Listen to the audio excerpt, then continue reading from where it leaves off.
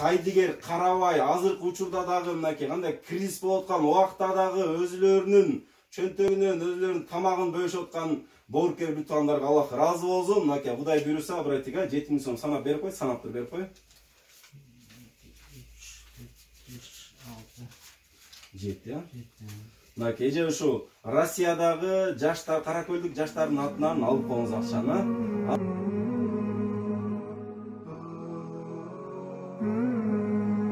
Ассаламу алейкум рахматуллахи ва баракатух. Мынакей Кудай буйруса Чынар эжеге келдик. Бизде Россиядагы Каракөлдүк жаштардын атынан Чынар эжебизге 7000 сом акча салышты. Мынакей ошолордун жаштардын атынан Россияда өкүлү келди. Бала Кудай буйруса мынакей 7000 сомду берет. Мурунда биз видеороликтен кайрылганбыз. Чынар эже ушу буту сынып, ушунча майда чүйдө баласы менен 8 баласы менен үйдө отурат, иш калбай атат деп.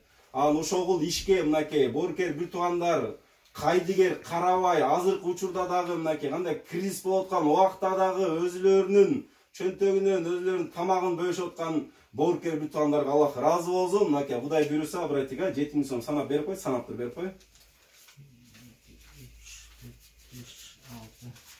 7, а?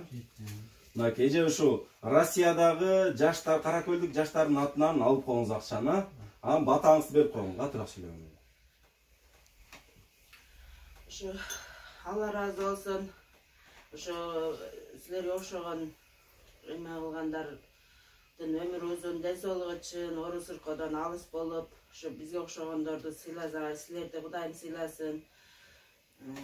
Бар болгула, бай болгула, ден соолугуңар чын болсун. Ушу ойноп күлө эле жүрө бергиле, бизге окшогондордун батасын алып. Анан не дейбиз? Ушу бала чакаңар менен аман болгула, бар болгула.